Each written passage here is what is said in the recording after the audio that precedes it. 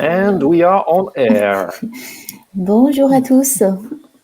Bonjour. Bon, j'espère que ça va bien aujourd'hui. Alors, un petit sondage pour commencer. Alors, comment allez-vous aujourd'hui? Déjà, dans quel mood vous êtes aujourd'hui? Les sondages sur la droite. Yes. Et ensuite, on aimerait savoir qui vous êtes. Donc, en gros, qu'est-ce que vous faites dans la vie? Et puis, bienvenue à tous. Comme ça, le temps que tout le monde arrive, on pose des petites questions. Voilà, ok. Alors, on a des graphistes, des illustrateurs, illustratrices, designers, UX, directrice artistique. Il y a un photographe pour l'instant. C'est qui? Est-ce que c'est toi, Cyril? Ouais, c'est moi, en fait, j'ai mis photographe. C'est vrai. Et oui, c'est vrai que je suis photographe aussi. On l'oublie souvent, mais... Ok, bon, ça a l'air d'aller. Oui, tu as beaucoup de casquettes quand même, Pauline. Oui, c'est vrai.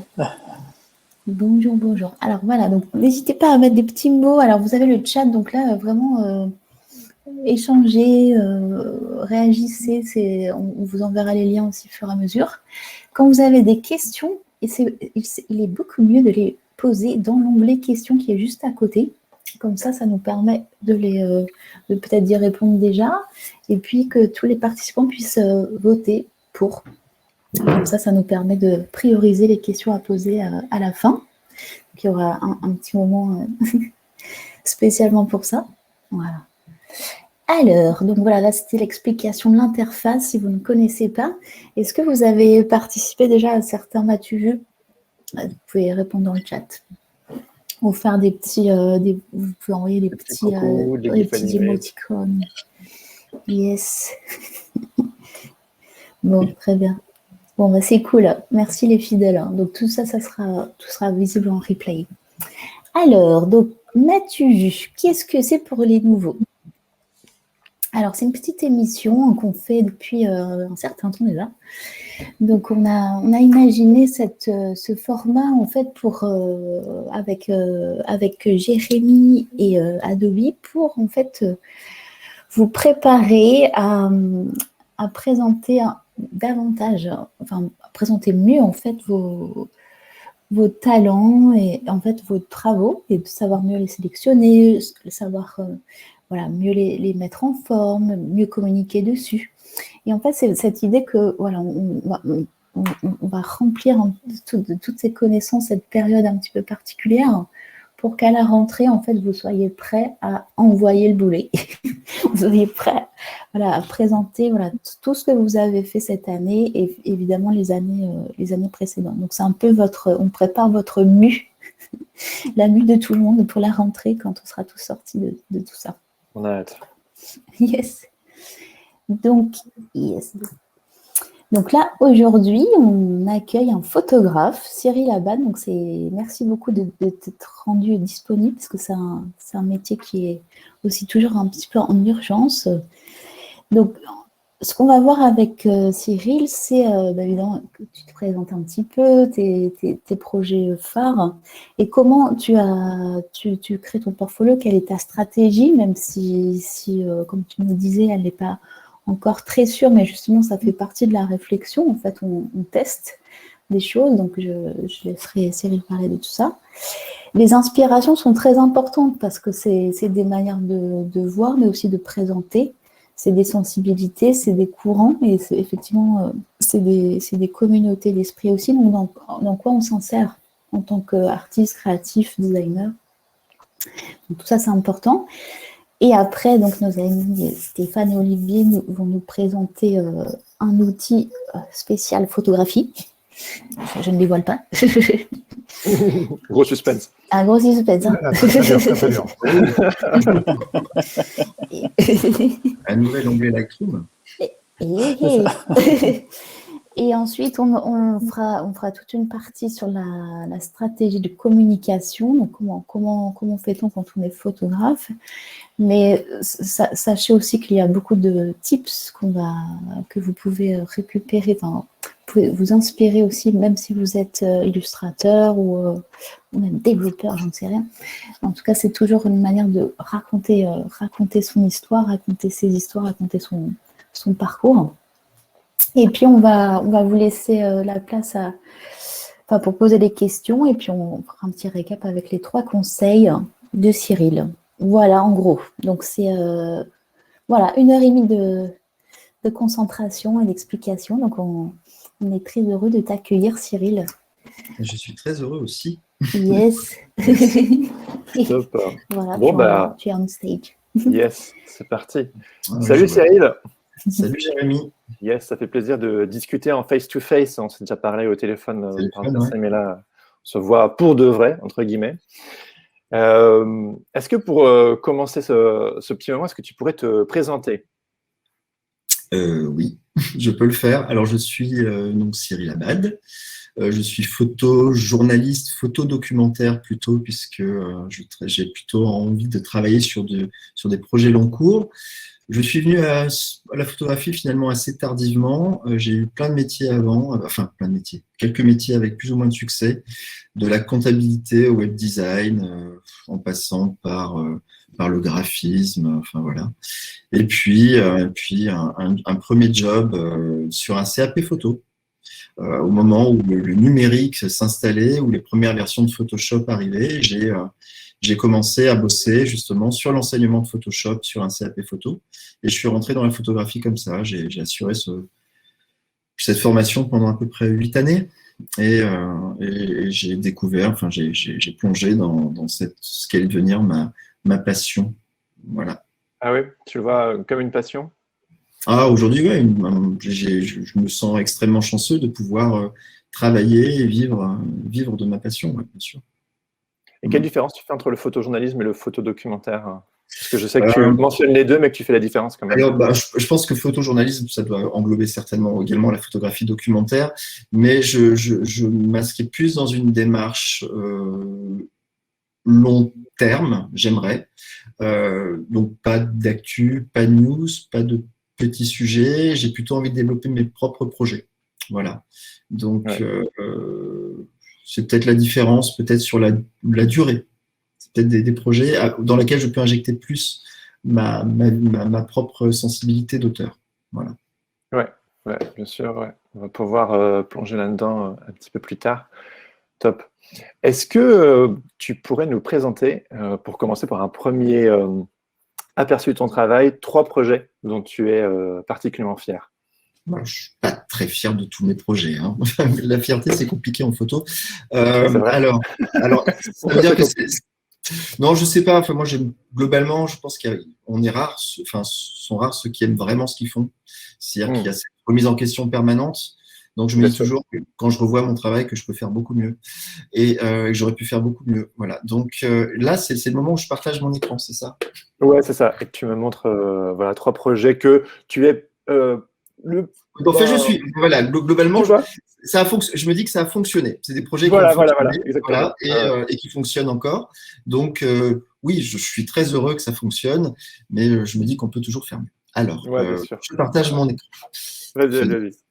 Hop, allez, on va commencer par un projet qui m'a occupé 3 bonnes années, qui est scindé en plusieurs parties. Qui s'appelle, alors là bien sûr on comprend rien, c'est normal, qui s'appelle In God We Trust. Ce projet en fait décrit une forme un peu originale de religion aux États-Unis. Et donc c'est un projet que j'ai réalisé sur 3 ans entre 2016 et 2019. Alors c'est pas 3 années entières, hein. Je partais parce que je n'avais pas du tout les moyens, donc je partais un mois par-ci, un mois par-là. J'identifiais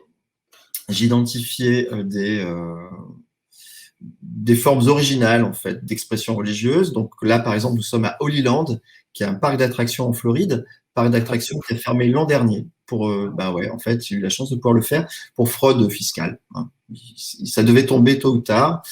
Donc, nous sommes dans un parc d'attractions. C'est juste à côté du parc de Mickey. Et pendant une journée, vous pouvez vivre la vie de Jésus. Voilà. Donc, avec un climax qui est bien entendu la crucifixion, qui ne devrait pas tarder à arriver, qui est par là. Donc, vous pouvez poser, bien sûr, en selfie aux côtés d'un Jésus plus vrai que nature. Et voilà, le chemin de croix, terrifiant. Beaucoup de sang, beaucoup d'hémoglobine. Et voilà, la crucifixion. Voilà. Donc ça, c'était le premier projet que j'ai réalisé dans le cadre de. À ce moment-là, je ne savais pas vraiment où j'allais. J'avais identifié quelques idées. Il fallait que ce soit original. Il fallait que ce soit vraiment, que ça soit sensationnel. J'avais envie de faire de la photographie de rue, donc je voulais pouvoir utiliser cette écriture photographique un peu particulière pour construire ce projet. Et donc, je suis allé à Holy Land et je suis tombé des nues et je me suis dit que finalement, ce n'était pas une mauvaise idée. Et j'ai poursuivi ce sujet sur la même année, sur, je ne vais pas dire de bêtises, The Driving Church. Dans la foulée, je me suis rendu, j'étais en Floride, donc j'en ai profité, à Daytona. Daytona Beach, connu pour ses courses de voitures sur la plage. Et à Daytona, un pasteur malin a eu la bonne idée en fait de convertir un cinéma drive-in en église à ciel ouvert, où les gens peuvent venir comme as you are. C'est-à-dire que là, il n'y a plus de problème. Vous pouvez venir avec vos animaux domestiques à la messe. Vous pouvez venir avant. Donc voilà, le pasteur Rob qui est sur son promontoire et qui attend en fait que le parterre se remplisse de voitures. Et donc, vous pouvez venir avant votre session de surf. Tous les surfeurs chrétiens de Floride passent le dimanche matin pour une petite session un service religieux avant d'aller à l'eau. Et quand j'ai fait, par exemple, cette image-là, qui est l'image où on voit le calice et le pain de messe, ce fut une révélation. Je me suis dit que j'étais vraiment dans mon sujet. Je voulais parler de ce business de la religion. Je voulais parler de quoi de mieux en fait qu'un parterre de voitures qui est le produit phare en fait, qui était le produit phare des États-Unis à cette époque-là. Donc voilà. Donc j'ai commencé à me sentir confiant à partir de cette image et d'autres images qui ont déroulé par la suite. Donc voilà. Donc ça c'était je ne sais pas le temps que je peux consacrer à cette présentation-là. La première année, j'ai réalisé 3-4 sujets. Oui. La deuxième année, dis-moi, Jérémy. Non, vas-y, amène-nous un petit peu dans cette. Je déroule un peu. Donc, toujours sur God We Trust, qui est un corpus avec 7 reportages dedans. Donc, je ne vais peut-être pas tous les passer en revue. Il y a eu un moment important qui était The Naked Church. Donc là, pareil, de l'investigation, je passe beaucoup de temps sur les réseaux, je passe beaucoup de temps à essayer de rentrer en contact avec à identifier les personnes, à rentrer en contact avec eux, et surtout après, à essayer d'obtenir une autorisation pour pouvoir faire des images. Et là, ça a été, bien sûr, on le comprend, plus compliqué avec The Naked Church, puisqu'on est en Virginie, et une paroisse, en fait, est une paroisse de naturistes. C'est une paroisse de naturistes. Donc, une communauté qui vit là et qui a décidé de construire une petite chapelle pour pouvoir vivre leur foi normalement. Voilà. Donc, ça a été une expérience un peu extraordinaire. J'avoue, c'était vraiment génial. Non, mais c'est génial. C'était vraiment super. Et voilà. Donc, quelques images de The Naked Church. J'avais une approche un peu manichéenne dans ce projet et je voulais quand même avoir une représentation pas très sympa. Et je l'ai trouvé, bien entendu, dans les créationnistes. Et voilà, j'ai voulu pointer un peu le danger créationniste avec ce reportage qui s'appelle Ark Encounters. Donc, on est sur un parc d'attractions. On est à Williamston, c'est le Kentucky, je crois. Et là, les créationnistes, donc tout le monde sait, hein, les créationnistes sont ceux qui défendent cette théorie comme quoi le monde a été créé en 6 jours, etc. Et donc, ils ont créé une sorte de grande machine à laver, un brainwashing géant, sous la forme d'une arche de Noé qui ressemble à l'arche de Noé de Disney, et dans laquelle vous rentrez avec vos forts de votre culture et de vos propres croyances plus darwiniennes, on va dire, de l'évolution, et vous ressortez quand même globalement avec l'idée qu'effectivement Dieu a bien créé le monde en 6 jours. Et voilà, donc c'est très très bien fait, c'est un magnifique brainwashing, et tout est là pour contrecarrer les théories scientifiques. Et voilà, donc c'était assez poignant, compliqué de faire des photos parce que complètement interdit, évidemment. Donc c'était plutôt en discrétion, en discrétion totale, et voilà. Et donc évidemment, les dinosaures sont contemporains des hommes, ils se sont battus dans des grandes batailles épiques, et donc Noé les a sauvés. Voilà. Derrière je déroule sur des très belles infographies une histoire très triste d'une femme en fait qui s'éloigne d'une jeune fille qui s'éloigne de Dieu et en fait qui sombre dans la dépravation et qui finalement meurt dans un terrible accident de voiture à cause de l'alcool. Voilà, donc tout ça pour une fois de plus vous pousser à aller vers voilà, ainsi de suite. Donc, il y en a plusieurs. The Crossbike, un pasteur absolument incroyable qui fait des maraudes sur les plages, sur les boardwalks d'Ocean City. Donc, on est, je sais plus où on est sur la côte est et Ocean City, c'est dans pas le Maryland, je sais plus. Voilà. Et donc là, on va voir un pasteur qui a une vision, qui est un passionné de vélo, et Dieu lui a apparu, lui a expliqué comment créer un cross-bike. Et il va arpenter les boardwalks pendant la période de spring break à la rencontre des jeunes qui s'enivrent plutôt pas mal, avec juste un message qui est un message de prévention contre les méfaits de l'alcoolisme. Un mec extraordinaire qui va passer ses nuits, qu'il pleuve, qu'il vente sur les boardwalks à la rencontre des jeunes fêtards. Voilà. Super type. Donc ça, c'est mon penchant plutôt positif de ce sujet. Donc ça m'a pris 3 ans. C'est un travail qui a été inspiré c'est pas un roman, c'est un roman d'enquête, c'est un road trip de Douglas Kennedy en 89 qui s'appelle In God Country et en fait en 89 il se balade justement le long de la Bible Belt, donc de la ceinture biblique, dans le sud des États-Unis à la rencontre de pasteurs évangéliques et autres, pour justement, il porte un regard très caustique, très satirique sur cette économie de l'Église.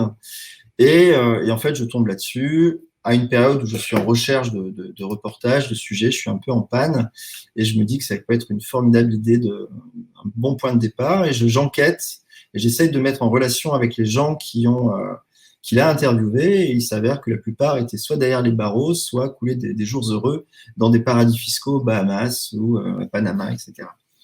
Donc, j'ai dû me replonger dedans, essayer de comprendre comment l'Église s'était transformée entre les années 90 et les années presque 2016, au moment où Trump arrive au pouvoir. Et voilà, et donc c'est un peu cette histoire-là.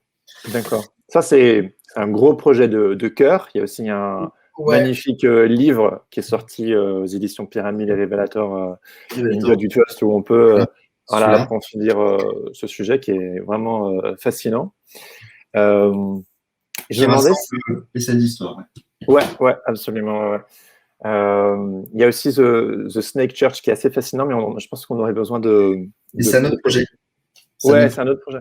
Est-ce que du coup, justement, tu pourrais nous expliquer comment est-ce que tu as agencé ton site internet? Tu peux aussi peut-être nous montrer le Snake Church en même temps. Mais quel est un petit peu comment tu as agencé et réfléchi la construction de ton portfolio?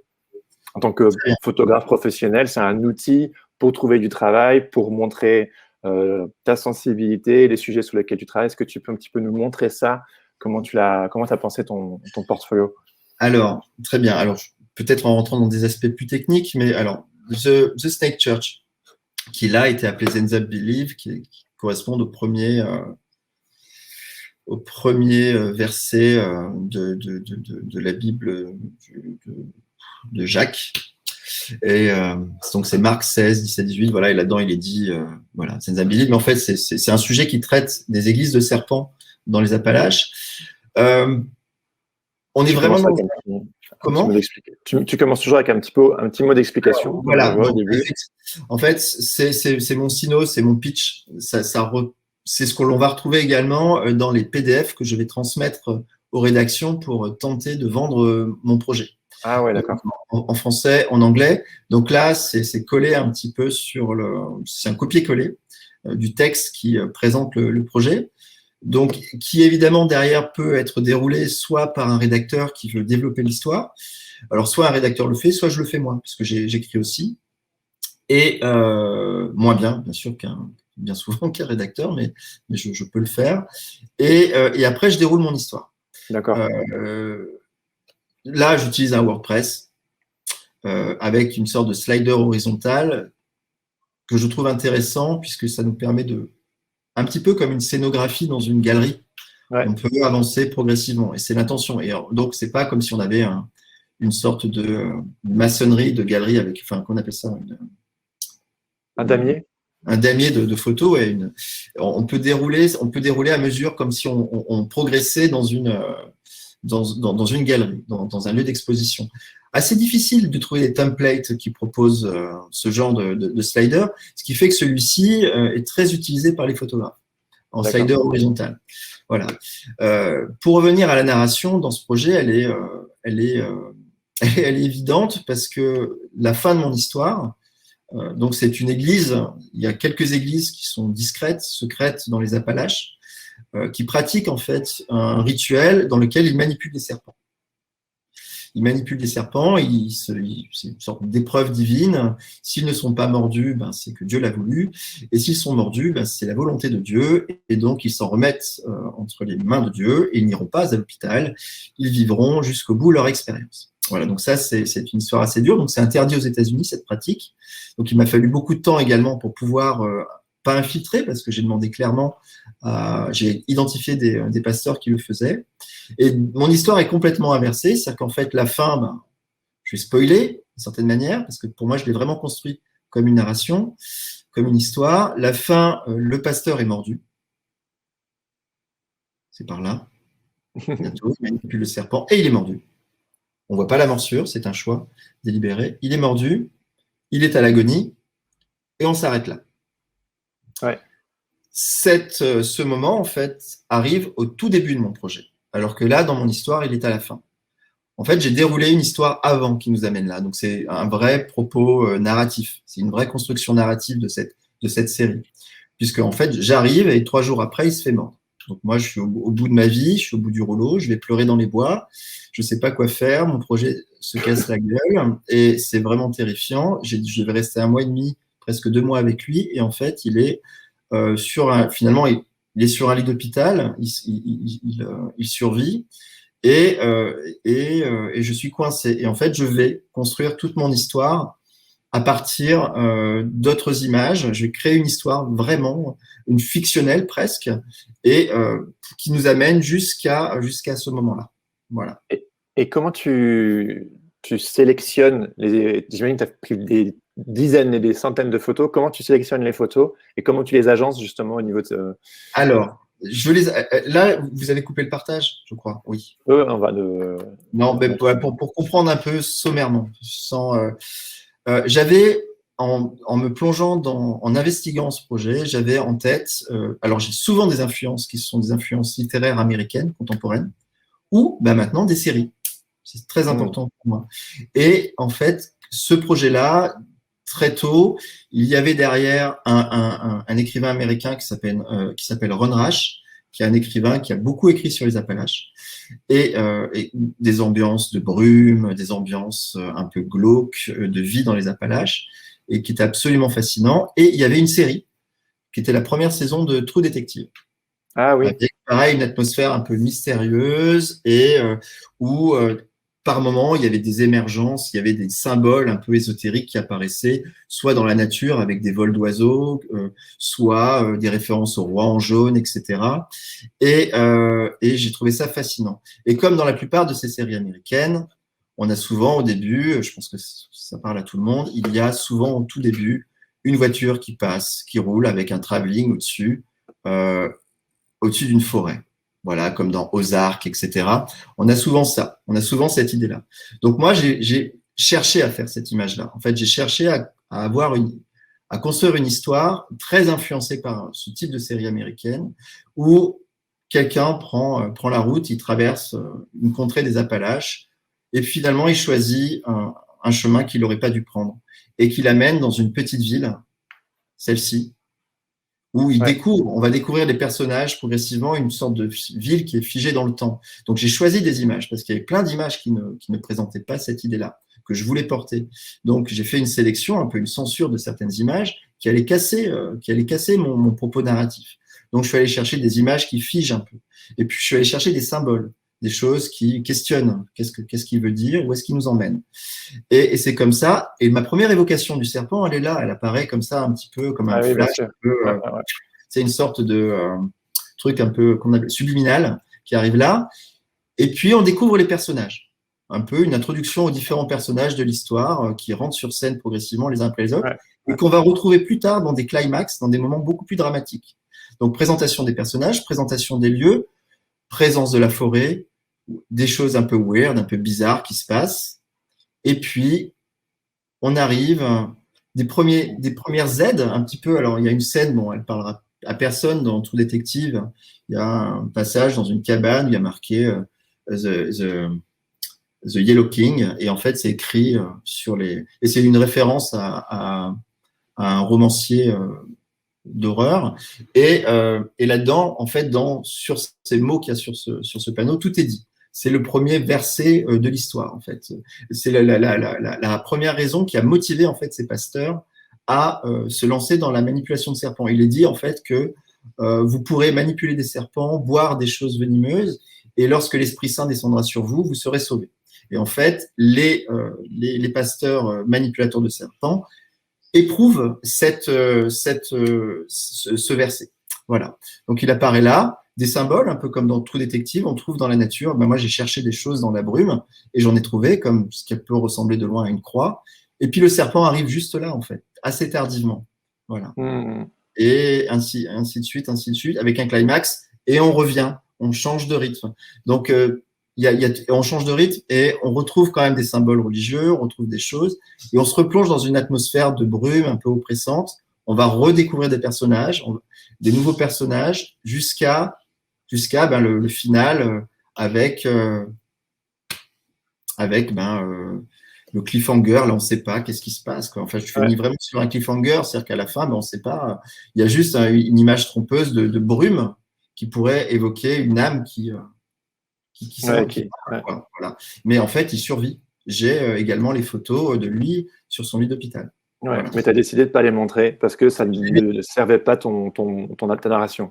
Alors, ça ne servait pas ma narration et j'avais vraiment envie de m'essayer à cet exercice narratif. J'avais vraiment envie de construire une série photographique comme une nouvelle ou comme un roman avec, je voulais l'effet cliffhanger. Il a marché. Quand j'ai présenté ce travail, toutes les rédactions, les chefs photos, les iconographes à qui j'ai présenté ce travail, à la fin, ils me disaient, mais qu'est-ce qui se passe? Qu'est-ce qui se passe en fait? Qu'est-ce qui lui arrive? Et donc, ça avait fonctionné. Voilà. Ouais. Et j'imagine que tu traites tous tes sujets sur ton portfolio de la même manière en racontant une histoire. Est-ce que tu pourrais nous montrer aussi 3 portfolios d'artistes qui t'inspirent justement, tu nous as parlé de cette démarche narrative, 3 portfolios d'artistes dont tu aimes la démarche. C'était très très difficile d'identifier juste 3 photographes. Il y a beaucoup de photographes qui ont une belle place dans mon panthéon de photographes en fait. J'imagine. Parce que c'est permanent. Je pense que je passe plus de temps à acheter des bouquins, enfin peut-être pas un peu moins maintenant, mais à compulser des bouquins de photos pour trouver des sources d'inspiration. J'en ai pointé 3 parce que j'aime vraiment beaucoup leur démarche. Je viens de la photo de rue. La photo de rue en elle-même me satisfaisait pas vraiment parce que c'est une photographie globalement assez snapshot. C'est-à-dire qu'on saisit des instants, mais la narration n'est pas évidente. C'est pas facile de raconter des histoires avec des images très très fortes ou spectaculaires ou sensationnelles. Et il y a quelqu'un qui a été une révélation pour moi, c'est Martin Kola, qui est un photographe slovaque le voilà. Alors, ok, ça s'appelle Nothing Special. Alors, je vais juste remonter sur la première image. Oh là là, j'ai fait une bêtise. Je ne sais pas. Voilà, c'est celle-ci. Magnifique bouquin photo. Très, très beau livre photo. Et Martin Kolar, au début des années 2000, va se promener dans les montagnes de Slovaquie, dans les campagnes de Slovaquie, pour aller faire ces images qui sont juste extrêmement décalées, loufoques. Ouais, c'est du concentré de photographie de rue, dans le sens où la photographie de rue est une photographie qui essaie d'extraire, c'est un peu la définition qu'on a tous, qui essaie d'extraire la magie, l'insolite du quotidien. Et là, en fait, c'est ce qu'il fait, lui, à merveille, avec un propos narratif. Il nous plonge dans une région, il nous fait découvrir une région, et voilà, avec cet angle-là, qui est absolument, pour moi, sublime. Donc, ça, c'est absolument génial. Et voilà, donc Martin Kolar, mon coup de cœur. Très grand. Après, je vois aussi sur son site, genre, c'est très simple la manière dont c'est présenté. Genre, news, à côté de ses photos, news. Ça, c'est aussi un aspect, tu sais, la construction de portfolio. On parle souvent de la nécessité de créer quelque chose de simple et d'efficace. Ouais. Comme sa photographie. C'est comme sa photographie, elle est straight to the point, elle est très efficace, elle va droit au but. Et moi, je trouve ça redoutable, en fait. Voilà. Tu peux brièvement juste nous montrer un peu les autres onglets pour aborder le côté présentation de l'artiste. De Martin Kolar ou Ouais, là, ouais. Voilà. Donc lui, je crois qu'il le présente assez en maçonnerie, je crois que c'est le terme pour les templates comme ça, avec ce côté très simple, différents travaux. Il fait des choses un peu en mode, on appelle ça scrapbooking ou. Ouais. Donc pour le cahier. Voilà. Donc je connais pas tout son travail, mais là c'est juste ça. C'est juste présenté comme ça et j'aime beaucoup. Mon deuxième choix, c'est juste en haut, je m'excuse, c'est juste là j'ai pas vu en haut. Voilà. News, la bio et tout. Ouais. Donc, les news, donc là, il décline ses news comme ça. Ouais, toi aussi, tu as ça sur ton site. Ouais, c'est par rapport c'est les tear sheets, c'est plus les publications et les expos ou signatures, tout ça. Là, c'est vraiment très bien. Ouais, ok. Ça, je connais pas. Ces livres. Ouais, voilà, simple, efficace. Simple, efficace. Et sa bio, évidemment. Ouais. Qu'est-ce qui fait une bonne bio, selon toi? Moi, j'ai pas. Enfin, je crois que je suis extrêmement bidon pour les bios. Donc, c'est toujours des copains ou ma compagne. Enfin, beaucoup de personnes m'aident à faire ma bio. Je trouve que c'est extrêmement compliqué. Maintenant, je dis où je travaille. Très simplement, je dis où je travaille. Dans quel univers en fait je peux bosser, documentaire, corporate, etc. En plus, c'est compliqué quand on a vraiment les deux pans équilibrés, à la fois de vendre son travail en tant que photographe documentaire et vendre également son travail corporate. Donc, je trouve ça toujours très compliqué. Et puis après, lister peut-être ses expos, ses parutions, voilà. Ouais, c'est ce qu'il fait lui, d'ailleurs. C'est ses résidences, ses awards. Ça, c'est très photographe. Et ses expos, ses exhibitions, voilà, qu'il a, waouh, ça fait rêver. C'est clair, c'est dingue. C'est massif. Et voilà. Et puis après, sa rubrique contact. Ouais. Simple, avec ses représentants, donc les agents. Galerie à Londres et galerie à Zurich. Okay. Et lui qui est en République. Voilà. D'accord. Ouais, merci. Ouais. Voilà. Le deuxième, ouais. Nils Ackermann. Voilà. Photographe qui incroyable, qui s'est intéressé avec beaucoup de poésie.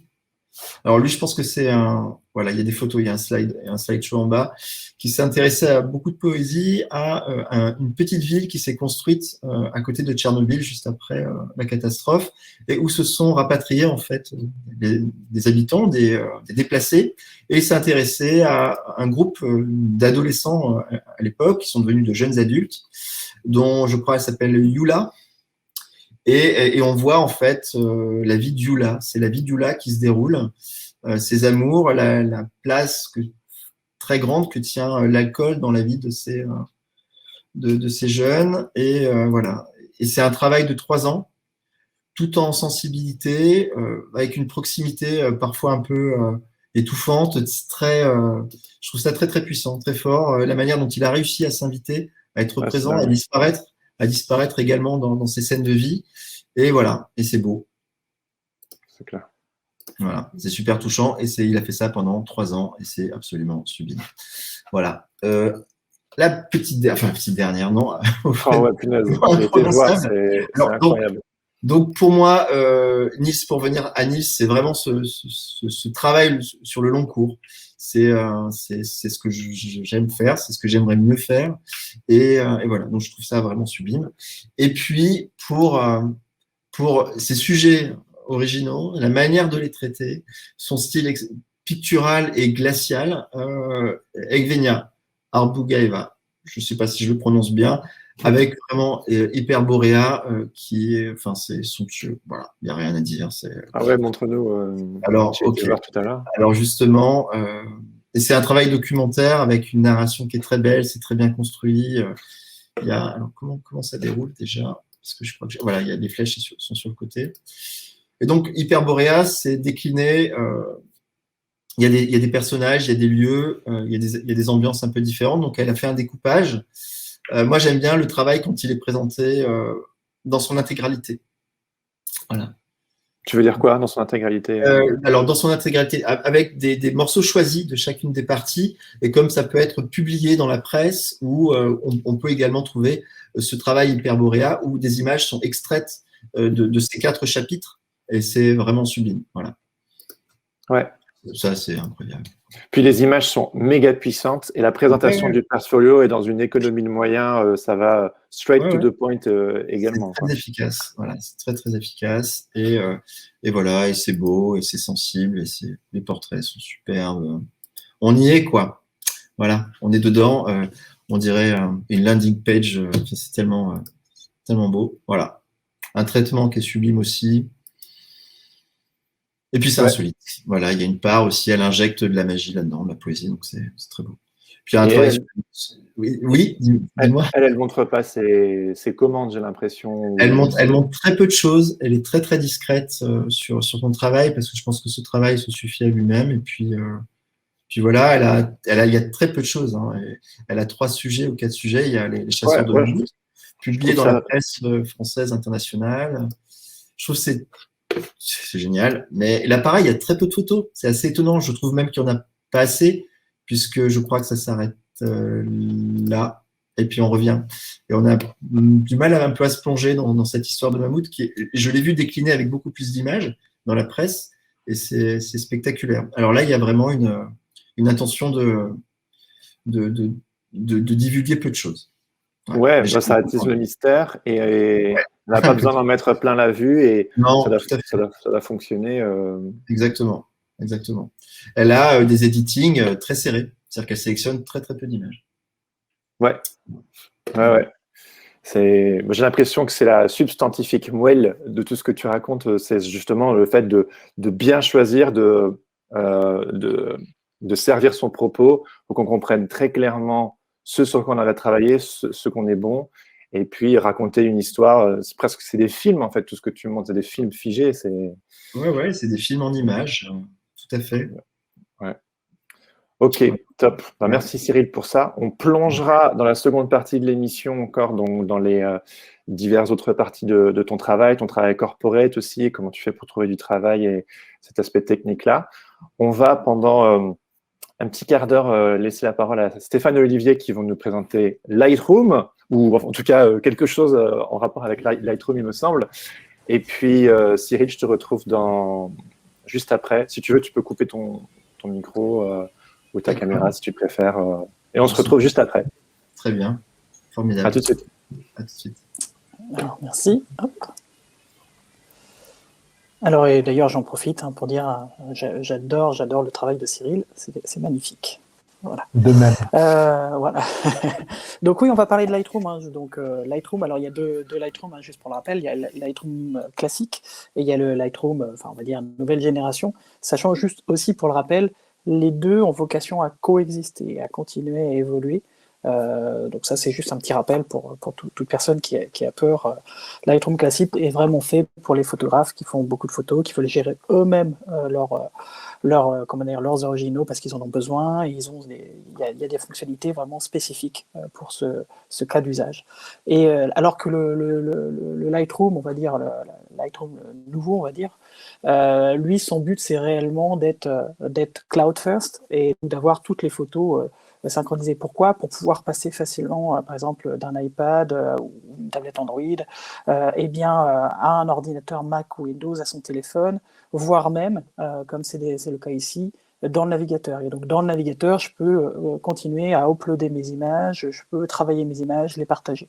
Et l'idée, elle est vraiment sur le partage, et c'est sur ce point partage, en fait, que je vais axer ici, en fait, cette présentation, montrer comment on va pouvoir partager un maximum de contenu. Alors une chose, quand on arrive, qu'on soit sur Lightroom dans le navigateur, qu'on soit sur Lightroom sur Mac Windows, ou qu'on soit sur Lightroom sur mobile, on a plusieurs choses déjà. Alors je passe très rapidement sur la partie tutoriel. On a pas mal de tutoriels pour voir faits par des artistes dont vous voyez effectivement le nom. On peut aussi les découvrir, donc c'est aussi un bon moyen.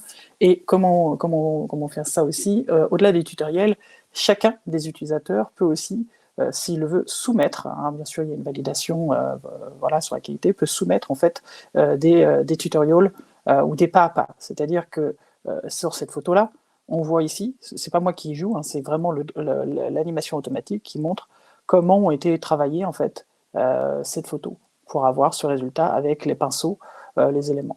Donc ça permet de voir un petit peu comment le photographe a travaillé cette photo, et on peut même prendre en fait tous ces réglages comme paramètres prédéfinis pour essayer de les appliquer et les construire sur une de ces images. Donc, ce qui est intéressant ici, c'est effectivement que c'est un moyen aussi de faire la promotion de votre travail photographique, alors la photo elle-même et puis votre savoir-faire en fait en termes de développement. Donc comment ça se passe? Eh bien, si je viens par exemple ici sur une photo, j'ai tout simplement la possibilité, une fois avoir sélectionné la photo en question, de venir dans les paramètres ici de partage. Donc au passage, bien sûr, c'est là où on va pouvoir exporter des JPEG à partir de paramètres prédéfinis. On peut aussi, on reviendra sur cette partie-là, obtenir des liens invités, etc. Mais on va pouvoir ici partager la modification, et comme vous pouvez le voir, c'est bien mis, c'est le soumettre en fait à la partie Discover. Et à partir de là, en fait, donc il n'y avait pas de modification, je suis bête sur cette photo, mais en gros, il va vous permettre en fait d'exporter en fait toutes vos étapes, hein, vu qu'il y a un historique dans Lightroom, et il va vous permettre d'exporter toutes vos étapes directement, en fait, comme vous l'avez vu ici, et donc de le soumettre. Donc ça, c'est quelque chose qui est assez peu connu en fait, mais qui permet vraiment de partager le travail. Dans les autres possibilités en fait de partage, alors ça peut être du partage réellement, peut-être juste aussi, comme on disait tout à l'heure, pour une sélection d'images qu'on veut donner à des personnes ou que l'on veut embarquer en ligne.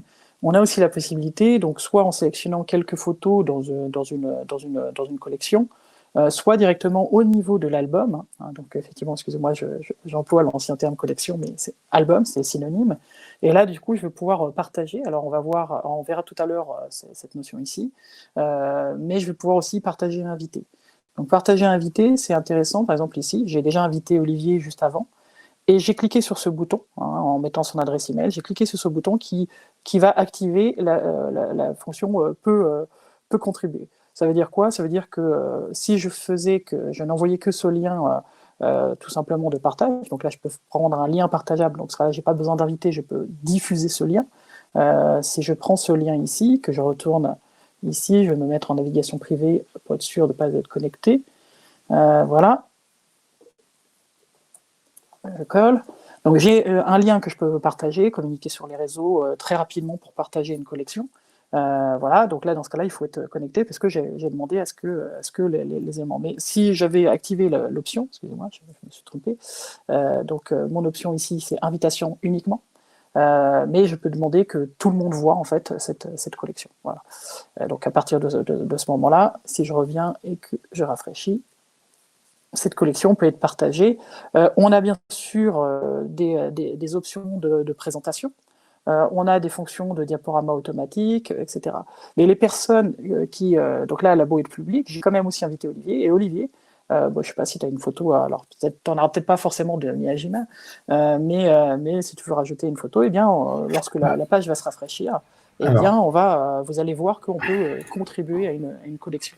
Donc ça peut être intéressant. Si vous êtes un groupe de photographes et vous voulez exposer une sélection, par exemple, et la diffuser sur les réseaux, ça peut être super intéressant. Alors, je reviendrai dessus. C'est fait. Non, en effet, c'est pas Miyajima, désolé. C'est pas très grave. Donc là, c'est juste le temps de rafraîchir et puis peut-être le cache du navigateur. Mais ça va pas tarder à être uploadé. Enfin bref. Donc vous comprenez le principe. Hein. En tout cas, il y a la possibilité pour une personne de venir télécharger des photos depuis cet album partagé. Okay, donc ça, c'est super intéressant. Bon, pareil, je ne vais pas insister longtemps parce que je préfère vous montrer d'autres choses. Ah, ça y est. Donc, elle est en train de, je pense qu'il est en train de la convertir, de faire ce qu'on appelle un aperçu dynamique en tâche de fond. Exactement. Voilà. Donc voilà. Donc ça, c'est vraiment quelque chose que, effectivement, c'est pas tout à fait Miyajima. Non. Mais c'était une belle photo quand même. C'est San Diego ça, pour la vous petite montrer. histoire. Oui, j'ai reconnu. Donc voilà, nous y étions d'ailleurs ensemble avant même que tu sois chez Adobe, tu étais venu à Adobe Max. Exact. Donc voilà, donc ça c'était première chose aussi que je voulais vous montrer, c'était cette possibilité de partager un album. Encore une fois, il y a des fois on veut que ça soit sur son portfolio, c'est-à-dire sur son propre site à soi, ou on veut que ça soit sur Behance, ou on veut que ça soit quelque part, mais il y a des fois c'est juste envie de partager très rapidement, de manière assez propre, une sélection d'images. J'aime bien aussi toujours rappeler que n'oubliez pas que les albums, une image peut être dans plusieurs albums. Je donne un exemple, par exemple, que je fais souvent, moi, c'est quand je reviens, par exemple, d'un voyage au Japon ou ailleurs, ou vacances ou autre, généralement, je upload toutes les photos donc dans un album, de manière à les retrouver, et puis ensuite, je vais utiliser, en fait, les étoiles, les flags, pour pouvoir ensuite refiltrer ces images. Par exemple, ici, voilà, je reviens refiltrer les images qui ont minimum 4 étoiles, et à partir de là, je reviens peut-être mettre effectivement avec les raccourcis un petit drapeau, etc. Et je refiltre sur ces drapeaux, ce qui me permet après de reprendre, de recréer, par exemple, de resélectionner donc, toutes ces images qui finalement ont passé ce deuxième filtre de sélection, et en les sélectionnant, de créer en fait un autre album que j'appelle, donc qui prend les photos sélectionnées et que j'appelle par exemple la première sélection, et parfois je fais une deuxième sélection. Voilà. Et après, ça permet du coup d'utiliser des services pour faire, par exemple, des livres photos. Donc là, à ce moment-là, il y a un autre moyen de partager, c'est d'utiliser en fait les connexions avec d'autres services. Donc, je vais vous montrer en cliquant ici. Si je fais ajouter une connexion, voilà, je peux me connecter à Blurb. Moi, c'est un service que j'utilise beaucoup, alors que j'aime bien utiliser. Donc, j'utilise encore Lightroom Classic uniquement pour les livres photos personnellement. Donc, j'exporte ma sélection ici avec des JPEG.def parce que je trouve que c'est très pratique dans Lightroom, mais dans Lightroom Classic. Mais vous pouvez aussi les envoyer directement sur le site et faire ce livre depuis Blurb ou Printic ou SmashMug, etc. Et vous voyez que moi, j'ai 2 connexions et j'ai celle dont on va parler après qui est Adobe Portfolio. Hein, donc ici. N'hésite surtout pas, Olivier, si tu veux préciser des choses, voir, n'hésitons pas à ping-ponger, ou si vous avez des questions au passage, pas de souci, je surveille un petit peu. Cyril ou autre, voilà, n'hésitez surtout pas au passage. Donc là ce qui est super intéressant, c'est cette partie du coup d'avoir un lien direct. Et encore une fois, là je le fais depuis Lightroom ici sur l'ordinateur, mais je peux aussi le faire depuis mon Lightroom sur mobile. Par exemple ici, voilà, si je reviens sur un album, je vais prendre par exemple donc ici Saint-Malo par exemple, ou voilà Saint-Malo par exemple, ou voilà Le Havre, je sais que c'est une petite connexion. Bien à partir de là, pareil, même principe, je vais avoir la possibilité de venir faire des partages à partir de là. Une chose par exemple qui m'intéresserait peut-être, c'est de revenir. Donc là, je vais revenir ici. Je vais revenir peut-être sur celle-ci justement. Et ce que j'aimerais, on a déjà fait je crois que c'était sur le premier, Mathieu, ou le deuxième, je ne sais plus, Olivier, on a parlé d'Adobe Portfolio, hein, juste pour le rappel. Ça va être le deuxième. Le premier, c'était Behance ou l'inverse. Ouais. C'est ça, ouais, et c'est ça. Et ensuite Portfolio. Si vous allez d'ailleurs sur votre Creative Cloud, ici, hein, vous avez donc Portfolio. Ça, je fais juste un tout petit rappel. Et je rappelle aussi que si vous passez par l'application Creative Cloud, ici web, quand vous faites lancer, il va automatiquement vous authentifier sur le service Adobe qui est associé. C'est la petite astuce au passage. Hein, voilà. Donc du moment où je fais ça, voilà, donc Adobe Portfolio, donc c'est juste pour le rappel, ça vous permet de créer jusqu'à 5 portfolios. Hein. Au tout début, hein, juste pour le rappel aussi, c'était le moyen qu'avait Behance pour se financer. En fait, hein. Les sous venaient pas de la plateforme, elles ne viennent toujours pas de la plateforme qui elle-même est communautaire, donc forcément gratuite, mais c'était $150 par an hein, pour avoir un pro site. Donc en gros, hein, c'est un petit peu comme un WordPress ou autre, mais un CMS, mais dédié au portfolio des créatifs avec des templates dédiés, etc. Et donc là, dans ma portfolio, et les créatifs avaient dit, ça serait bien, moi j'ai plusieurs casquettes, et ça serait bien de me permettre d'avoir plusieurs sites. Donc voilà. Donc ça, c'est juste pour le rappel. Donc, par contre, quand je viens, donc si je viens sur mon site ici, je pense qu'Olivier, tu l'avais montré, hein, parce que c'était toi qui avais fait, vu que je n'étais pas là, mais j'ai la possibilité d'ajouter en fait un album Lightroom directement ici. Voilà, donc ça, tu l'avais déjà montré, mais ce qui est intéressant, c'est que je vais pouvoir le faire aussi depuis Lightroom. Et c'était ça sur lequel je voulais revenir. Donc vous avez une intégration directe avec vos albums Lightroom ici. Donc si je reviens maintenant sur Lightroom, du moment où j'ai fait cette fameuse connexion qu'on a vue tout à l'heure, hein, ça apparaît dans mes connexions, hein, juste pour le rappel, c'est ici. Hein, la première fois, vous devez ajouter une connexion, vous authentifier sur le service en question, et ensuite, ils sont bien entendu liés tous les deux. Et bien là, j'ai la possibilité de faire partager sur et directement de faire partager sur Adobe Portfolio.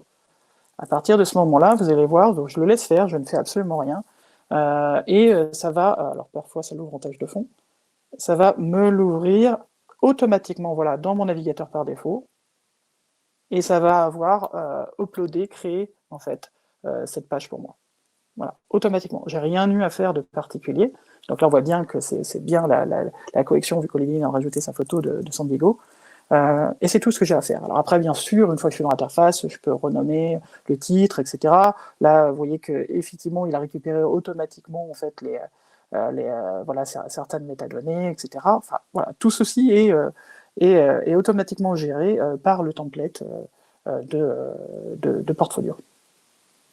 Yes. Voilà. Donc, alors, oui, dis-moi, vas-y. Non, je suis juste curieux pour Cyril, c'est quoi un petit peu les outils Adobe que tu utilises le plus souvent en tant que photographe? Lightroom, ouais. Principalement Lightroom, Photoshop pas, puisque finalement c'est du traitement local et par éthique en photographie, en photodocumentaire, on ne retravaille pas nos images. Donc Lightroom sur l'application de presets, sur la production de PDF grâce à l'outil incroyable de Book, du livre.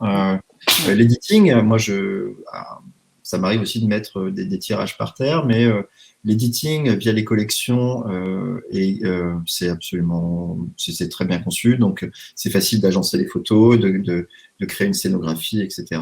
Donc voilà.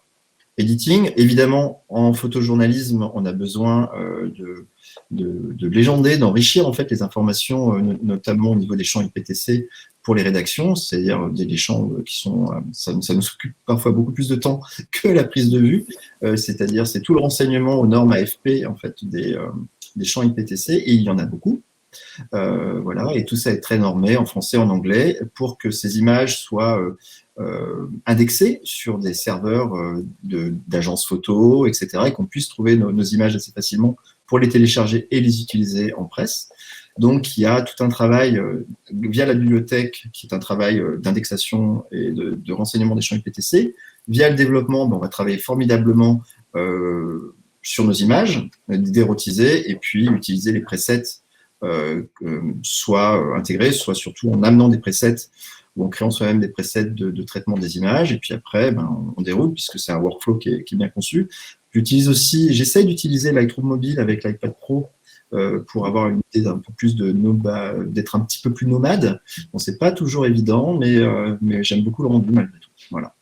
Ouais. Et c'est vrai que du coup, ce que je vous ai montré là sur Lightroom, Donc effectivement, ce nouveau Lightroom, vous pouvez aussi, si vous utilisez Classic, vous pouvez très bien avoir donc, ce qui s'appelle un album ici, s'appelle des collections, effectivement dans Classic, et vous pouvez demander de synchroniser une collection sur ce Lightroom. Et donc du coup, avoir les avantages que je vous ai montrés aussi, en fait, du coup, pour ne l'utiliser que sur la partie mobile et pas forcément le Lightroom, en fait, le nouveau Lightroom de bureau dans ce cas-là. Effectivement, et je pense que Cyril, tu as tout à fait raison, et c'est pour ça que j'insistais en intro, c'est Lightroom classique, encore une fois, on travaille réellement activement dessus, parce que ça correspond vraiment à un besoin de photographes professionnels, enfin de certaines catégories. Il y a certains photographes qui travaillent plutôt pour les réseaux sociaux, pour tout un tas de choses, et le nouveau Lightroom est extrêmement pratique pour ça.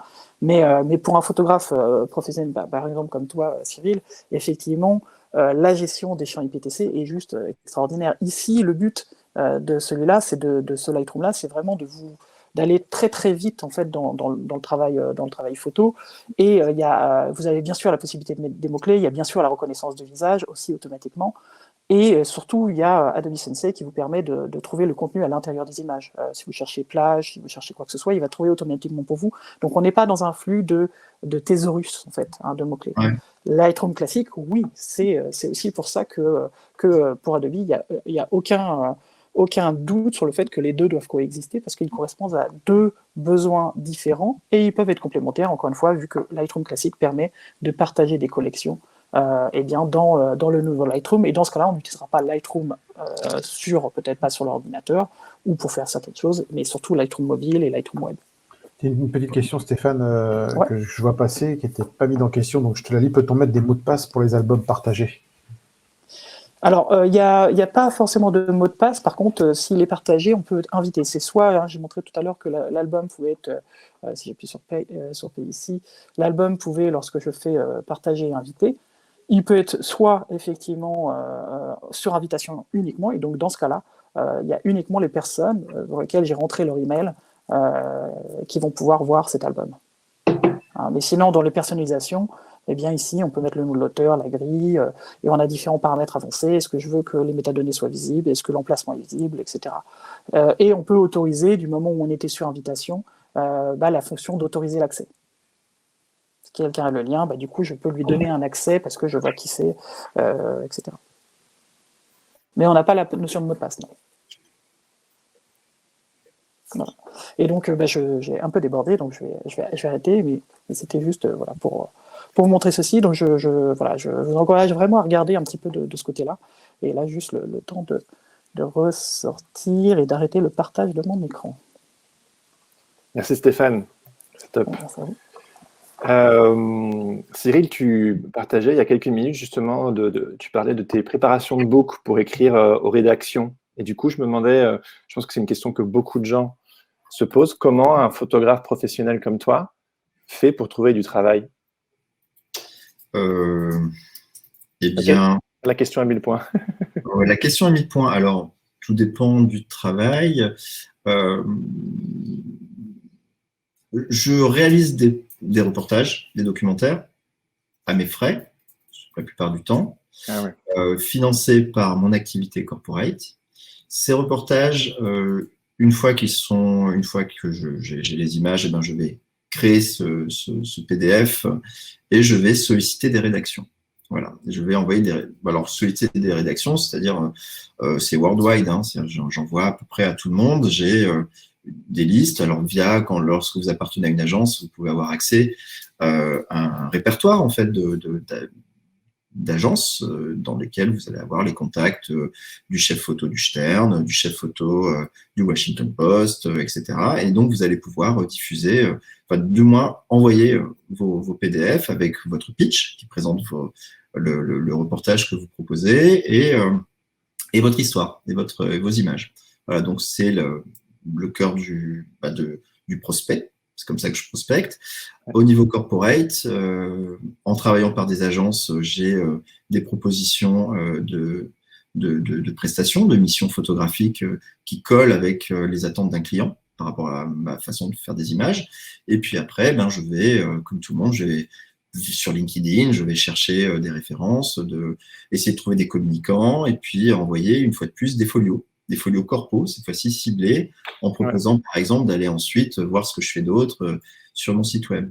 Les réseaux Insta, Facebook, c'est plus pour de l'événementiel ou montrer ce que je fais un petit peu, mais je m'éloigne un petit peu j'étais très très assidu sur Insta et puis là je m'éloigne un peu, mais c'est un moment. Voilà. Ah oui. Une raison particulière pour laquelle tu prends un peu de distance? Parce que j'ai plus envie de prendre mon temps sur mes projets. J'ai pas envie de lâcher les choses tout de suite. J'ai plus envie de travailler sereinement. Et en plus, là, je bosse beaucoup avec ma compagne qui est également photojournaliste. Donc, on est sur des projets long terme. Donc, on attend que ça se construise, de savoir vraiment où on va pour commencer à communiquer dessus. Donc, on prend plus notre temps. Voilà.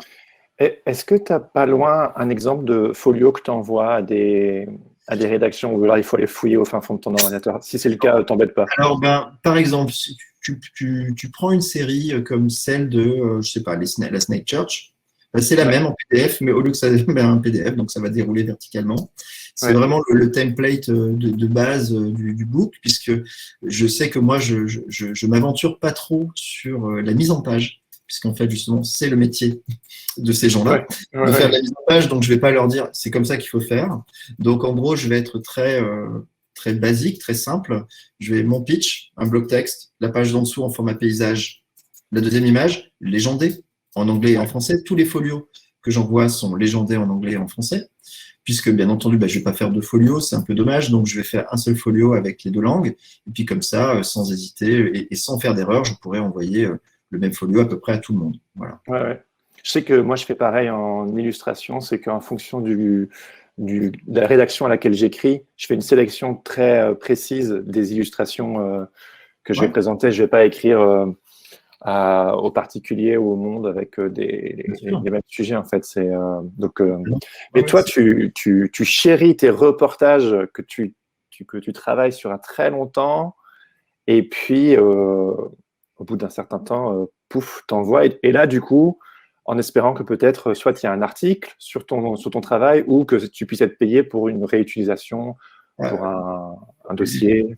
L'idée, le schéma parfait, c'est que j'ai mes images, je fais mes editings. Donc, faire ces editings, c'est sélectionner les images fortes en sachant justement se détacher effectivement de ces images, choisir des images qui sont plus parlantes que celles qui nous ont procuré plus d'émotions. Bien sûr, ça peut être ça. Clé, créer sa narration, ce qu'on disait un petit peu avant, et après, confronter son travail à d'autres regards.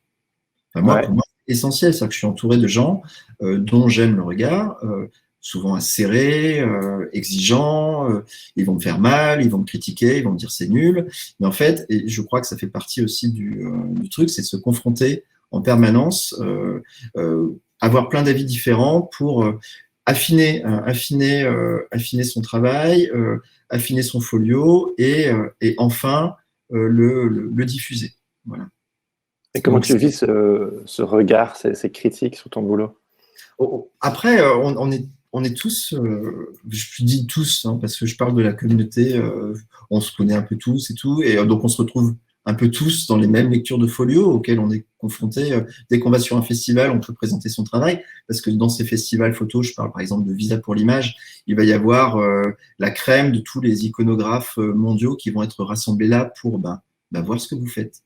Justement, ils sont là pour ça. Ils vont passer la journée à voir défiler des photographes qui vont présenter un coup un travail, je sais pas, moi en Syrie, un coup un travail aux États-Unis, et chacun va venir avec ses histoires. Donc on est habitué à recevoir des critiques, à avoir des gens qui regardent comme ça, qui disent mais qu'est-ce que c'est, qu'est-ce qu'il veut dire. Donc on est rodé à se prendre des murs de toute façon. Donc après, moi j'ai aucun mal à montrer. À un moment, je faisais des apéros édito à la maison. J'avais des copains qui venaient, dont j'aimais le regard. Et puis je devais présenter mon travail comme je le ferais devant un jury. Et je présente mon taf. Et puis ça vanne, c'est nul, c'est mal. Enfin, jamais c'est nul, c'est toujours argumenté. Et ça permet en fait progressivement d'être sévère avec soi-même et d'avoir quelque chose qui tient la route au final. Alors, vous êtes il y a beaucoup de photographes sur le marché du travail. Et je me souviens quand je t'avais posé cette question en amont pour préparer cette interview, À la question comment sortir du lot, tu me parlais de bousculer tes méthodes et tu l'as mentionné à plusieurs reprises, le fait de bousculer tes méthodes et de travailler ton écriture photographique. Comment est-ce que tu restes dans cette énergie pour bousculer tes méthodes? Alors, je sais, alors c'est plus comme un mantra, parce que je ne sais pas si j'y arrive très bien. Mais moi, je suis quand même globalement dans ce que je fais. Et là, dans ce travail avec ma compagne, c'est un peu la même chose. C'est qu'on est aussi dans cette même énergie. C'est d'aller chercher des sujets insolites, etc. Donc, de rester dans cette énergie-là et bousculer ces méthodes, c'est justement essayer, par exemple, je ne suis pas du tout dans une démarche de photographie contemporaine et je commence de plus en plus à m'intéresser à ça. Donc, c'est aller chercher, essayer de trouver d'autres références que celles qui sont maintenant rassurantes pour moi, qui sont justement ce panthéon. Aller un peu comme un jeu de quilles, aller un peu valdinguer tout ça et puis placer d'autres références. Puisque finalement, la photographie, c'est quand votre cerveau fait une image, quand vous dites tiens, là, c'est une bonne image, c'est souvent la somme de toutes vos influences, en fait. Ouais, c'est sûr. Qui dit ça, parce que telle chose, vous l'avez vue à un moment. Et ça vous inspire et donc vous déclenchez. Et donc, c'est justement d'aller chercher d'autres références pour nourrir son regard et sortir de sa zone de confort, voilà, s'angoisser terriblement, et puis essayer de sortir quelque chose d'autre. Ouais. Voilà. Et tu vas chercher en dehors de la photo aussi, j'imagine. Oui, moi, beaucoup la littérature, comme je vous disais avant, les séries, une influence quand même, enfin, beaucoup de sujets viennent de ça. Alors, c'est pas forcément une littérature dans laquelle je me plonge mais à fond, mais en tout cas que je peux survoler parfois, mais je vais trouver beaucoup d'inspiration là-dedans. Ouais. Est-ce qu'on pourrait brièvement replonger dans ton portfolio et notamment l'aspect corporate? Parce que quand on admire ton boulot, on voit tous ces reportages, ces documentaires que tu travailles et qui t'animent et que tu travailles sur des années et des années. Mais tu l'as mentionné à plusieurs reprises, il y a ton travail corporate également. Et comment, il me semble que tu as commencé ta carrière en tant que photographe dans la pub et la mode, et puis petit à petit, tu as été vers les reportages et les documentaires. Mais comment la transition s'est passée et comment tu joues entre le corporate, l'éditorial, les commandes, les projets personnels, qui sont tous présents sur ton portfolio d'ailleurs? C'est très compliqué. En fait, encore aujourd'hui, c'est un vrai temps de réflexion. Je ne sais pas si c'est une bonne idée finalement d'avoir sur la même interface à la fois le travail corpo et à la fois le travail documentaire. Je me pose toujours cette question, surtout que ce travail corporate s'étoffe plus que le travail documentaire. Donc, on va se dire, finalement, il est plus corpo que docu. Donc, est-ce que ça me dessert? Donc, c'est autant de questions qu'on peut se poser. Maintenant, de plus en plus d'agences de pub ou d'entreprises, enfin, souvent par l'entremise d'agences de pub, recherchent des écritures photographiques riches de storytelling, avec un storytelling fort. Donc, c'est également rassurant, paradoxalement, pour une entreprise de dire, ah ouais, il est capable, en fait, de faire un road trip autour de mon activité, puisqu'il le fait en docu. Voilà, donc c'est toujours une question. De la même manière, comment agencer son travail corporate, ça c'est quand il est dense. Moi, j'ai beaucoup de choses en corpo sur des grands groupes plutôt. Donc c'est assez compliqué pour moi. Alors là, récemment, c'est pas vieux, hein, récemment, j'ai décidé de scinder ça en voilà, les routes et les rails, des portraits, une partie building, énergie et services, c'est un peu des fourre-tout parce que là-dedans, il y a beaucoup de choses pour des entreprises de BTP, des entreprises d'énergie et des entreprises de services. Je travaille beaucoup dans l'industrie et voilà. Donc, et Human, c'est ce qu'on appelle du portrait un peu in situ. C'est des personnes qui sont pris dans leur espace de travail un petit peu à la volée, ce qui plaît beaucoup aux entreprises. Donc, pour moi, c'est très compliqué d'agencer. Donc, c'est pas des folios. Là, pour le coup, c'est plutôt des best-of. C'est une sélection d'images dans chacune dans quelques missions que j'ai pu réaliser. Voilà. Ouais. C'est vraiment une démarche différente et qui reste pour moi assez complexe. J'ai plus de facilité à présenter mon travail documentaire que le travail corporate. Ouais, donc c'est un vrai questionnement potentiellement de faire un autre portfolio. Alors il y a ça, ouais, faire un autre portfolio ailleurs. C'est vrai que les ambiances sont complètement différentes de ce qu'on voit en docu. Pourtant, c'est la même personne derrière. Donc ça peut être un peu déroutant. Mais ça, c'est alors par exemple mon usage de. J'ai commencé effectivement en faisant des lookbooks, du packshot, de la mode, etc. Et en fait, j'ai appris la lumière. Ah oui. J'ai appris la lumière de studio et j'ai commencé justement à pouvoir bosser en corpo parce que j'utilisais la lumière de studio. Et ça produisait quelque chose d'un peu plus léché, on va dire un peu à l'américaine. Et donc, j'ai commencé à bien développer mon activité corporate comme ça. Et c'est ce que je garde, en fait, cette écriture photo avec de la light, je le garde vraiment que pour le corpo. Et dans le docu, c'est que de la lumière naturelle. Donc, j'essaye, c'est également une manière de créer une rupture également entre les deux. Parce que j'ai envie que ce soit clair. Je fais les deux. Et voilà. Et j'imagine que tu es beaucoup plus identifié pour ton travail documentaire et que c'est ça, malgré tout, qui te donne des jobs, peut-être j'ai des bêtises, hein, tu me corriges, du boulot en corpo. Et c'est le corpo qui te permet de payer tes documentaires. C'est une sorte de cercle vertueux, en fait. Le corpo me permet de payer, me permettait, parce que c'est un peu plus compliqué maintenant. Ah oui, ça reprend un peu, mais c'est quand même compliqué, je pense, pour tout le monde. Donc, le corpo m'aidait bien, surtout que je bossais beaucoup à l'étranger. Et là, c'est là où ça pêche en ce moment. Donc, et m'aidait bien justement pour financer. Alors, je pouvais obtenir une bourse il y a beaucoup de prix dans la photographie, donc comme le Mentor, etc., qui sont des bourses qui sont proposées aux photographes pour des projets, etc. Donc, je pouvais financer une partie de mes projets comme ça, mais principalement, c'était le déplacement, la réinjection de l'argent gagné dans le corpo qui allait servir mes productions documentaires. Puisque mon ADN, mon envie, c'est de poursuivre des travaux documentaires avec un maximum d'indépendance. C'est-à-dire de ne pas forcément solliciter des rédactions en amont pour faire les sujets. Et les parutions de ces documentaires m'offraient une visibilité dans la communauté, mais par contre, il y a une paroi opaque quand même entre les deux univers. Donc, c'est pas évident d'utiliser en fait cette visibilité pour le corporate. C'est pas du tout la même chose. À moins peut-être d'aller plus communiquer sur les réseaux LinkedIn, etc. Voilà. Mais que j'ai pas vraiment beaucoup développé. Mais tu démarches pour du corpo? Un peu. Ouais. Pas beaucoup. Je suis en phase d'essayer de relancer par rapport à mon folio qui est riche et rassurant sur l'industrie notamment. J'essaye de cibler d'autres entreprises. Ouais. Ouais, d'accord. Et tu as dit que mon énergie va beaucoup au docu. Donc, c'est pour ça que je me contente beaucoup de ce que j'ai. Ouais. Et tu mentionnais tout à l'heure que tu faisais partie de l'agence Hans Lucas. Et en quoi ça consiste, cette collaboration? L'agence Hans Lucas, c'est une structure d'agence un peu plateforme, qui est une communauté de photographes qui est importante.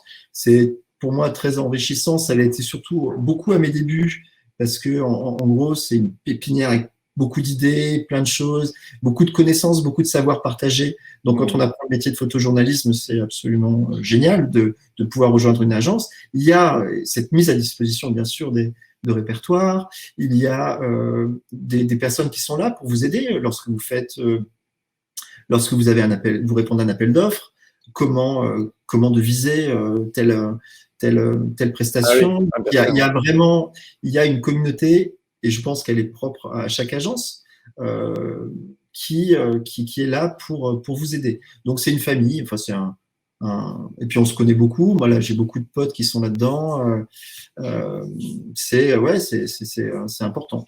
Ouais, c'est quelque chose que tu recommanderais à des personnes qui peut-être aimeraient devenir photographe professionnel? Un photographe professionnel, quand il commence à avoir un photographe émergent ou un photographe débutant qui veut faire de la photographie son gagne-pain, son métier et vivre de sa passion, il a, je pense, tout à fait intérêt assez rapidement à se rapprocher d'une agence. Elles sont nombreuses, hein. Il y en a beaucoup sur la place. Et il faut avoir un petit travail à montrer. Il faut avoir aussi des intentions. Et puis voilà. Et après, ça Ouais, passe. puis les choses se font. Ouais, ouais. Les choses se font. Mais enfin, moi, heureusement, je suis très content d'être passé par ce genre de structure qui m'a permis de comprendre beaucoup de choses sur le marché de la photo, qui m'a mis en relation avec les rédactions, qui m'a permis de connecter avec les rédactions. Ouais, donc c'est vraiment très intéressant pour un photographe émergent. Ouais, merci pour ça. Ouais. Alors, si tu veux bien, on va passer à l'avant-dernière section de l'émission qui est les questions du public. Je pense qu'il y a quelques questions qui ont été posées. Alors, allons un petit peu voir ça. Et quelles sont les questions qui sont le plus remontées? Tiens, Cyril, tu peux regarder aussi les questions qui t'intéressent. Oh, je vous laisse. Ok. Alors, la plus populaire. Je vois pas j'ai pas la colonne à droite, c'est ça? À côté du chat, ouais, question. Ouais, et je pense que j'arrive pas à l'activer et je sais pas pourquoi. La question qui revient le plus, enfin, le plus été votée, c'est une question de Camille Eplin. Si la prise de photo est interdite, comment obtenir le droit de les publier? Ah, c'est une non-question. En fait, aujourd'hui, je crois que c'est quasiment interdit de faire tout le temps des photos. Tout est tellement verrouillé, c'est-à-dire que même pour un photographe de rue, moi je fais de la photo de rue aussi, donc on va vous dire non, vous n'avez pas le droit de faire des photos, j'ai fait de la photo de manif, et bien entendu vous n'avez pas le droit de faire de la photo, et en fait, si vous n'enfoncez pas un peu des portes dans ce métier, effectivement vous ne faites pas de photos. Donc la publication de ces photographies, les rédactions peuvent se soucier de la manière je pense pas que ce soit au cœur des questions, en fait, que peut poser une rédaction sur un travail. Est-ce que tu avais le droit de faire ces photos? L'idée, c'est un travail journalistique. Donc, l'idée, c'est d'aller là où, alors moi, je prends pas trop de risques sur mes sujets. C'est des sujets qui sont globalement plutôt marrants et décalés. Donc, je vais pas dans des endroits complexes. Mais ça reste quand même, l'idée, c'est quand même d'aller là où les autres ne vont pas. Donc, c'est souvent parce que c'est interdit. Voilà. Donc, il n'y a pas de souci de publication de ces photos-là, bien entendu. La seule chose, personnellement, c'est plus un problème éthique. C'est une déontologie. C'est-à-dire que moi, je sais que je ne vais jamais chercher à diffuser des photos qui mettent en difficulté la personne que j'ai photographiée. Ça, c'est la base. Je me censure moi-même parfois, évidemment. The Naked Church, les naturistes, l'église naturiste aux États-Unis, ils sont très emmerdés en fait par les puritains et donc ils subissent beaucoup de menaces, etc. Ils n'avaient pas trop envie en fait que ces images soient diffusées. Moi, je leur ai dit, de toute façon, vos images, elles ne partiront pas aux États-Unis. Voilà. Ah, c'est vrai? Genre, tu ne les envoies pas à des rédactions? Alors après, il y a des choses que je ne contrôle pas, mais globalement, j'ai jamais sollicité des rédactions américaines. Moi, par exemple, j'ai jamais envoyé ce folio des religions aux États-Unis. Oui. Voilà. Pour pas qu'ils se retrouvent, je sais pas moi, dans un journal qu'ils achètent, etc. Donc, et en gros, ce deal, ça a suffi déjà, c'était rassurant. Et voilà. Donc moi j'ai fait, c'est pas un sacrifice, enfin c'est pas grave du tout, et c'est très bien. Je préfère, de toute façon, moi ça me permet de continuer à travailler dans ce pays-là, enfin quand on pourra y retourner. Ouais, oui. Mais voilà. Donc c'est plutôt une position personnelle, de savoir est-ce que ça je donne ou est-ce que je donne pas. Ouais. J'imagine que l'aspect interdit rend la chose grisante aussi. Un peu comme le graphe, en fait, que tout le monde apprécie le graffiti, mais en vrai, c'est illégal. Mais en même temps, on l'expose dans les musées. Enfin, c'est un peu le sorte de dichotomie chelou. Ouais, il y a un peu de ça. Ouais. Alors, on a une question de May Limou qui dit « Salut Cyril, dans quelle mesure tu t'autorises une opinion ou une partialité visible dans tes documentaires ?» Waouh. Ok. Donc c'est un peu une opposition image objective, image subjective. Moi, je pense que de toute façon, c'est forcément subjectif, puisque c'est moi derrière, avec mes influences, mes inspirations. J'essaye, je ne transforme pas la réalité. Ça reste ma perception de la réalité. Je la transforme pas. C'est-à-dire que je vais pas, justement, on en parlait techniquement, je vais pas aller utiliser Photoshop pour extraire un personnage, rajouter un truc dans la scène qui crée une dimension dramatique, ou recadrer sauvagement pour enlever quelque chose qui change le sens de l'image. Mmh. En fait, j'essaye de ne pas changer le sens de l'image, mais ma façon d'appréhender cette photo, ma façon de faire cette image, forcément, va être une interprétation de la réalité. Donc, c'est purement subjectif. Et l'impartialité, je me demande même si elle peut exister en photographie. À partir du moment où vous mettez votre œil derrière un objectif et vous déclenchez à un moment précis, avec un cadre précis. Et donc, c'est vous, c'est de vous. Donc, c'est forcément subjectif. Ouais. Mais il y a aussi quelque chose d'assez touchant dans ton travail aussi, par exemple, le livre In God We Trust.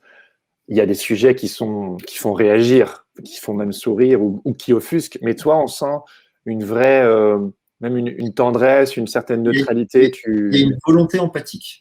Oui, voilà, c'est ça, l'empathie, c'est exactement ça. Ouais. En fait, évidemment, nous, Européens, la chose, et puis d'ailleurs, je l'ai vu dans les premières réactions quand le sujet, les différents reportages sont sortis, c'est les gens se marrent. Bah ouais, ils se marrent. En fait, ils sont fous, ces Américains. Oui, mais non, en fait, non. Enfin, c'est pas là où ça se pose, en fait. C'est interrogez-vous plutôt. Et l'idée du projet, c'était de faire sourire, peut-être, donc garder une distance. Mais il y a beaucoup d'images que j'ai pas sélectionnées parce qu'elles allaient être plus vulgaires en termes d'accès. Voilà. Et je voulais que ça fasse plus réfléchir sur une problématique ou pas, enfin, un état de fait, et pas du tout que ça fasse marrer. Donc, j'ai effectivement une distance empathique. Par exemple, un exemple tout simple, pendant la crucifixion dans le parc d'attractions à Holy Land, qui, je le rappelle, maintenant est fermé à cause de la fraude fiscale, la plupart des personnes au moment de la crucifixion, c'est un comédien. C'est en fanfare et trompette, hein, c'est du péplum. Hein. On est dans un parc d'attractions. Les gens pleurent au moment de la crucifixion. Je n'ai jamais montré de photos des gens en train de pleurer. Voilà. Je suis resté derrière, distant, et j'ai fait des photos de dos qui, d'ailleurs, sont, à mon sens, étaient plus intéressantes visuellement, avec placer chacun à la bonne place dans l'image, etc., pour bien avoir une sémiologie intéressante en termes de cadrage, tout ça. Et donc, je me suis toujours abstenu de pousser, en fait, sur les émotions. Voilà, je suis toujours resté distant un peu, essayer d'être neutre. Voilà. Ouais, d'accord. Donc, mais ça reste subjectif quand même. C'est un choix. Carrément. Voilà. Alors, une toute dernière question. Tu es figé. Alors, donc c'est Quentin Laville qui pose la question. Est-ce que tu dirais que tu choisis consciemment tes sujets ou qu'ils s'imposent à toi? Oh, je les choisis consciemment. Douglas Kennedy, je lis son livre, je dis waouh, c'est génial. Et en fait, je me dis c'est une bonne idée. Je l'étudie en termes d'intérêt photographique. Est-ce que moi, j'aimerais lire un sujet qui parle de ça dans la presse? Si ce test passe, ce sujet va m'intéresser, je vais creuser, je vais développer, je vais voir s'il y a des failles, je vais voir si, oui, mais en fait, ça fonctionne pas vraiment, l'histoire n'est pas si intéressante, n'est pas si forte. Et voilà, donc c'est vraiment extrêmement conscient. J'espère, je pense qu'il y a le côté passionnel, il vient peut-être au début. Oui, je veux faire ce sujet pour défendre telle cause, etc. Mais c'est un petit peu dangereux. Moi, je sais que c'est très conscient, ma construction de sujet. Je choisis des sujets que j'aimerais lire, que j'aimerais voir, qui m'interpellent. Oui, du coup, tu les trouves dans la presse où tu lis et ça te donne des idées et tu planifies tes prochains mois ou comment voilà, tout à fait. Là, je structure. En ce moment, on est sur un projet avec ma compagne. On a une idée, on construit l'histoire. On a une gymnastique intellectuelle qui fait que les choses, c'est comme un puzzle qui prend un peu forme. On contacte des gens, on les appelle, on demande des rendez-vous. Voilà, et puis on dit tiens, il va nous falloir des images comme ça, il va nous falloir ça. C'est du storyboard presque, hein. Sauf qu'on n'a pas le contrôle de ce qu'on va prendre en photo. Mais donc on a une photo fantasmée, on a une histoire fantasmée, et après c'est ce qu'on va avoir dans le cadre qui va faire. Et ça prend combien de temps du coup de concevoir un projet, de publier, et promouvoir? C'est très variable. Par exemple, le dernier projet, on a travaillé ensemble sur des postiers dans les cirques de Mafate, donc un sujet documentaire court sur l'île de la Réunion. Ça nous a pris peut-être un mois et demi entre la réflexion dessus, contacter les gens, savoir si c'est possible, voir si on peut partir, parce qu'on l'a fait en pleine période Covid, voir si on peut partir. Et puis après, on l'a réalisé en quelques jours, le documentaire. Ce n'est pas un projet long court, ça c'était un projet court. Et puis là, le projet sur lequel on est en ce moment, c'est un projet sur plus d'un an où on prend un rythme plus lent qui nous plaît aussi. On a le temps de la réflexion, on ne montre pas d'image. on réfléchit, on explore différentes pistes, on contacte des gens, on prend des rendez-vous. Voilà. Et pour après, ensuite, une fois que vous avez fait le projet, combien de temps ça te prend pour voilà, le promouvoir sur ton... Enfin, en tout cas, le Alors, mettre en page, l'intégrer, ben, le montrer. une fois qu'on a ramené toutes les images, on confronte nos images tous les deux, et puis on choisit ce qui semble être le mieux. Ça prend beaucoup de temps, et puis on revient dessus. On laisse reposer, on laisse reposer une semaine, on laisse reposer 2 semaines, on revient dessus. On avance, des fois on en a marre, on ne veut plus aller voir ces photos, Ouais. et puis il faut plus de temps. Mais entre la fin d'un projet et son hypothétique diffusion sur un médium, je sais pas, presse, hein, parce que c'est quand même le but de la manœuvre, c'est d'aller toucher des rédactions. Il faut bien compter quelques mois, 3-4 mois, peut-être un peu plus parfois. Ouais, c'est vrai que la maturation est importante. Ouais, Oui, tout à fait. Oui, surtout pour la photo. Ouais. Ça prend beaucoup de temps, et puis après, il faut développer aussi le rédactionnel autour, il faut écrire, il faut les légender, il faut. Voilà. Donc, c'est un peu de temps. Très bien. Bon, on a perdu Jérémy, je crois. crois. Je pense qu'il a perdu sa connexion. On va passer peut-être à la petite conclusion sur les. Si tu pouvais donner tes trois conseils. Oh là là, mon Dieu. Pour l'auditoire, mais tu peux les lire si tu veux. J'ai rien à lire non plus. J'ai rien à lire du tout. Je dirais, moi, je sais qu'il faut que je me force à être. Enfin, il faut être curieux. Dans ma partie, il faut que je stimule ma curiosité. Il faut que donc, je suis en veille permanente. Voilà, ça c'est mon premier conseil. Enfin, s'il y a un conseil à donner, c'est être curieux si on veut faire ce métier. Donc, tenter plein de canaux différents pour trouver des choses. Après, résister un peu mais c'est assez nouveau chez moi. Je sais pas si résister un petit peu à la douce musique des réseaux sociaux et donc moi je sais que j'ai besoin d'être maintenant un petit peu en distance et pas tout de suite dispenser son travail, plutôt attendre que les choses arrivent à maturité. Donc être curieux, acheter des livres photos et chercher des influences, faire des expos plutôt qu'acheter du matériel. Voilà. Voilà, aller faire des expositions, aller voir, changer de médium, intéressez-vous à la peinture, intéressez-vous à tout ce qui peut nourrir votre créativité, qui peut être à l'origine d'une nouvelle inspiration. Et donc ça va un peu avec ne pas s'endormir, j'imagine. Voilà. Oui, c'est toujours être voilà, faut être toujours stimulé. Voilà, essayer d'être en veille, ouais, c'est ça. Exactement. Jérémy est parmi nous à nouveau. Ouais, la vraie, j'ai perte de connexion, le Wi-Fi qui s'est coupé. Je suis sur mon téléphone, enfin, je suis sur connexion partagée. C'est bien, ça marche aussi. Bon. T'inquiète, on a bien avancé et du coup, on est en train de finaliser de conclure avec les conseils. Les 3 dernières. Ouais, c'est ça, ouais. Les tips. Toujours essayer de s'améliorer. C'est difficile de donner des. Voilà. Puis voilà, c'est se remettre en question, être curieux, se remettre en question et aller chercher de l'inspi partout. Carrément, ça vaut pour tout le monde, pour toutes les disciplines. Effectivement, tout à fait. Voilà. Bon, merci beaucoup Cyril. C'était hyper inspirant, j'ai découvert des photographes. Merci. Moi aussi. Merci beaucoup. Yes. Merci beaucoup. On a été trop vite là. Donc, on vous donne rendez-vous dans 2 semaines pour la 6e édition de M'as-tu vu, jeudi 27, avec Marine Rouy-Leduc, designer spécialisée en UX UI. Je vais peut-être laisser Pauline dire 2-3 mots, tu la connais plus que moi. Oui, Marine, je ne sais pas si elle est là, mais donc elle a fondé le studio Meaningful, qui est un studio de création, d'objets interactifs, de services interactifs.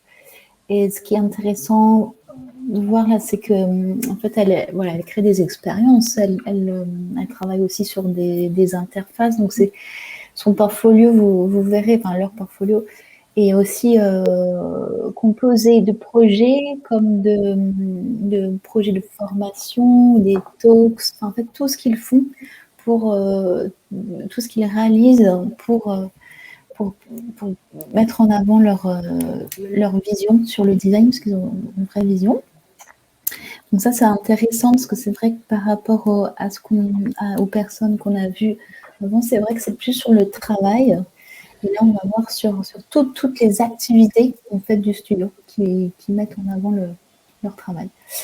Voilà, et du coup, c'est des UX, donc du coup, ça pourrait intéresser une bonne partie de l'auditoire. Ils ne font pas que de l'interface, voilà, des objets et des livres, et plein de choses, enfin bref. La papeterie. Ouais, la papeterie, donc c'est aussi intéressant de voir comment on peut s'ouvrir à d'autres objets, comment on peut expérimenter. Ouais. Voilà. Du coup, merci énormément Cyril, merci Pauline du laptop, l'équipe d'Adobe, et merci à vous tous qui avez suivi l'émission. Vous pouvez également suivre Cyril sur Instagram, aller voir son site internet pour aller fouiller tout ce qu'on n'a pas eu l'occasion de voir et approfondir son univers. Je vais y arriver. Et puis voilà, Adobe ou le laptop au sens créatif sur les réseaux. On vous souhaite un bon appétit et on vous donne rendez-vous dans 2 semaines. Encore merci Cyril. Et merci puis, beaucoup. Merci. Merci beaucoup. Merci. À très bientôt. À bientôt. À bientôt. Ciao. Allez, bonne Bye bye.